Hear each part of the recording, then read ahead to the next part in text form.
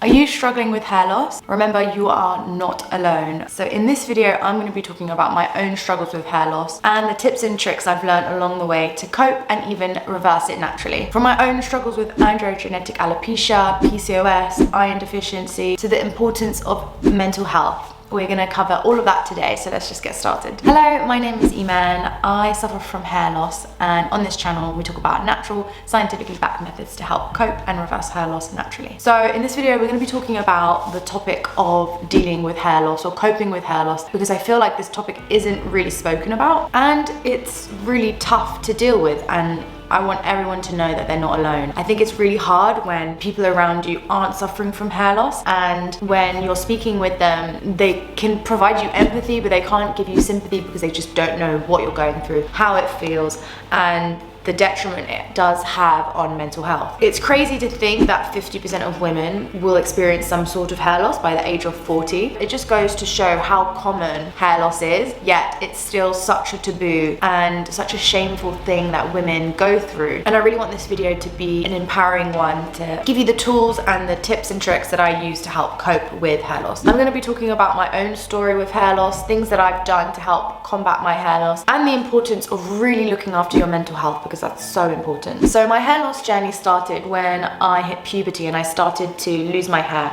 and I started to get it all across my scalp. So it wasn't like I had loads of clumps, but my hair was just getting thinner and thinner and being more miniaturized, so the hair follicle was actually shrinking. I went to the doctor. They diagnosed me with androgenetic alopecia, so I didn't really have an underlying cause. And when you're diagnosed with androgenetic alopecia, they're just like, you know, it's genetics, nothing that we can do. And I don't really feel like that sits well with me, because there's always something that you can do. And the fact that there has been no breakthrough studies on hair loss for 40 years, just minoxidil and finasteride, just kind of shows that there isn't really much focus on it, and there isn't really any mainstream medicine at the moment that cures hair loss or helps hair loss, because it's such a complex issue. But I was devastated, so devastated, and my doctor prescribed me minoxidil. I used it and it did nothing for me except give me an itchy scalp. On top of that, I had low iron and PCOS, which actually triggered my hair loss. I think it's so important, the first step when dealing with hair loss is actually just to get your hair loss diagnosed, whether it is androgenetic alopecia,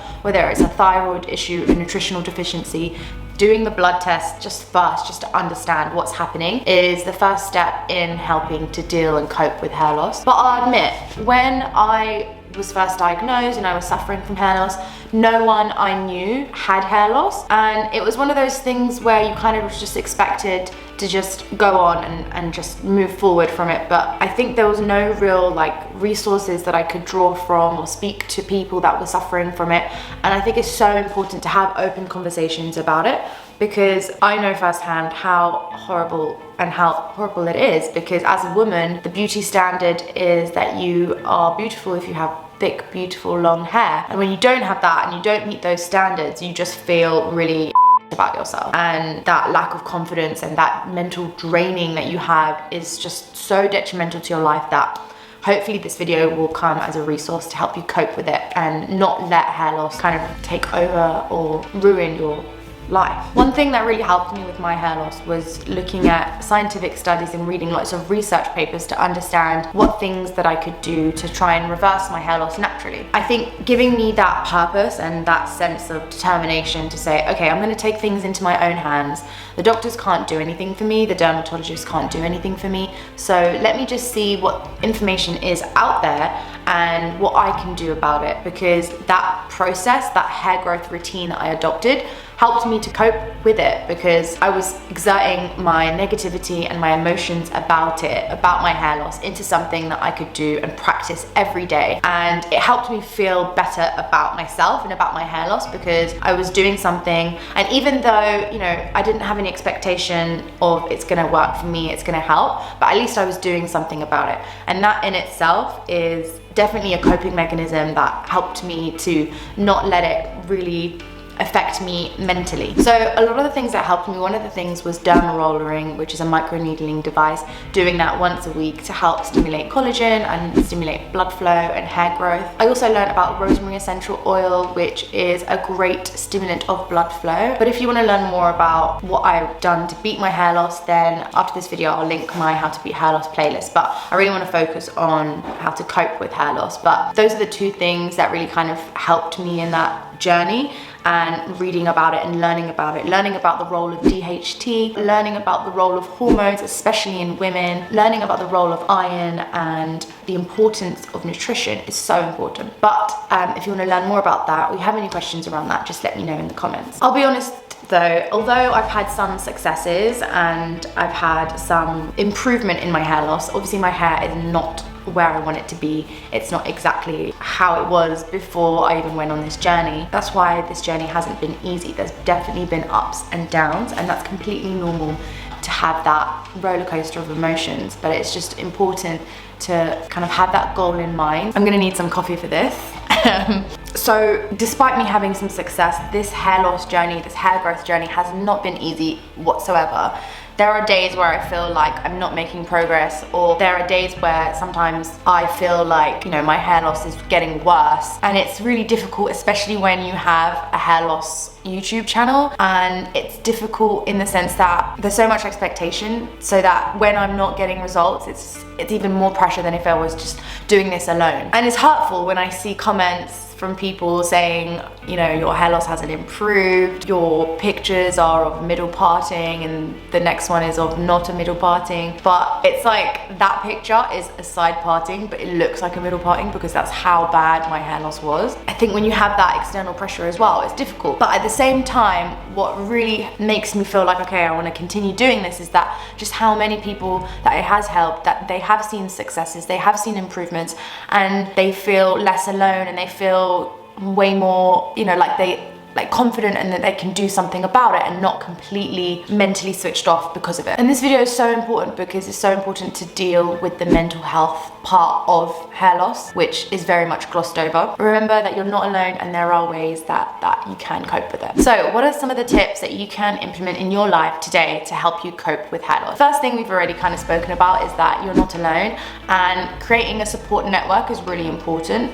These are some Facebook groups that are female hair loss or people suffering from hair loss. It's good to have that network of people that are suffering from the same thing as you, and that you can speak to them about it, because sometimes speaking to your friends, your family, they just don't get it, they just don't understand, and it can be hard to have those conversations when they make you feel worse. So definitely having that support group is really important. The other thing that I mentioned earlier, which I touched upon before, is doing something about your hair loss, really taking a regimented approach, a holistic approach to combating hair loss, looking at all things at the underlying root cause of your hair loss, attacking that, and then attacking all the other different causes. So in relation to DHT, to stress, to nutrition. I'm writing an ebook about the full step-by-step process, everything I know about hair loss. So if you wanted to sign up, I'm happy to share that for free with you guys.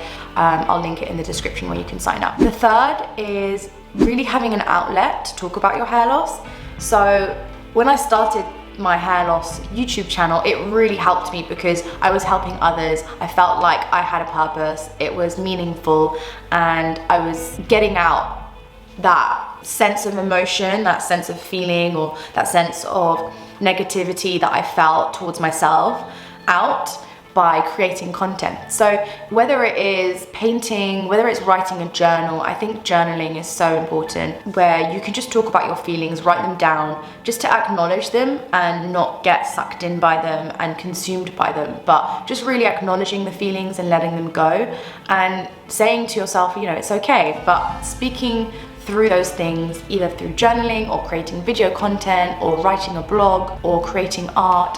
Anything that releases that outlet is just going to help just be able to declutter your mind and get you out of that rut of like self-loathing. The other tip that I have is about doing things that make you feel more confident. So whether that is trying on a new lipstick, trying a new hairstyle, or whether that is wearing a hat or a wig or a topper in certain moments when you need that extra boost of confidence, and just having that chance to, you know, not have hair loss or be defined by hair loss in that moment, in the long run make you feel better. I don't think there's anything wrong with wearing wigs or toppers or hair extensions or doing things that make you feel good. I think it's healthy to try different things that make you more confident, and if it does, then great, you can try and implement it more in your life. My next tip is don't compare yourself to others. I think it's really easy to compare yourself to your peers or to other women in social media, and it's so difficult, especially when it's plastered everywhere and everyone has this beauty standard that are upholding. Everyone loves beautiful, long, thick hair. I think it's so hard when you start comparing yourself to others. When you start to do that, you feel like you're not measuring up, and that can make you feel really but it's so important to remember that every person's journey on earth, on life, and with hair loss or with hair growth is completely unique to them, and that's okay. My next tip is to really think about your self-talk. How are you talking to yourself internally? Are you saying detrimental things to yourself? Are you saying negative things about yourself? Are you saying things about your hair loss that could make you feel worse about it? So saying, my hair looks so thin, oh, I look so this or that, in a negative way to make yourself feel worse.